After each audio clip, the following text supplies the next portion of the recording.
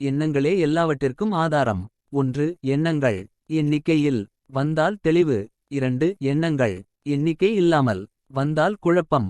3. எண்ணங்கள் நன்மை தருவதாக வந்தால் வெற்றி. 4. எண்ணங்கள் எதிர்பார்ப்போடு வந்தால் சுயநலம். 5. எதையும் எதிர்பார்க்காத எண்ணங்கள் பொதுநலம்.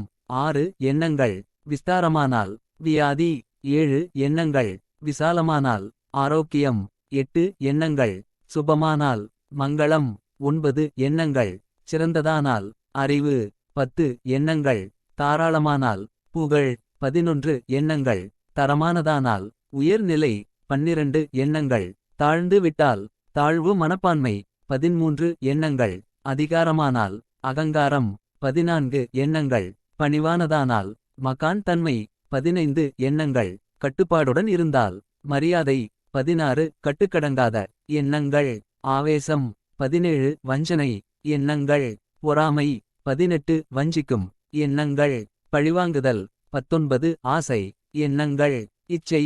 20. இச்சை எண்ணங்கள் காமம். 21. மூர்க்க எண்ணங்கள் கோபம். 22. விடாப்பிடியான எண்ணங்கள் பற்று. 23. தகுதி மீறிய எண்ணங்கள் பேராசை. 24. குணங்கள் நிறைந்த எண்ணங்கள் மனிதாபிமானம். 25. குற்றமில்லாத எண்ணங்கள் தெய்வீகம். 26. தெய்வீக எண்ணங்களே ஆன்மீகம். 27. ஆன்மீக எண்ணங்களே ஆன்ம நிலை. 28. ஆன்ம நினைவே பரமாத்ம நினைவிற்கு ஆதாரம். 29. பரமாத்ம நினைவே மனித வாழ்விற்கு ஆதாரம்.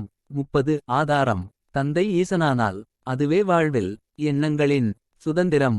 எனவே எண்ணம் போல வாழ்க்கை. வாழ்க்கை போல வரலாறு. எண்ணங்கள் சரித்திரமானால் வரலாறு சித்திரமாகும். சித்திரம் என்பதே உனக்கு பூமியில் வைக்கும் சிலையாகும். வாழ்த்துக்கள். நல்லது. ஓம் சாந்தி.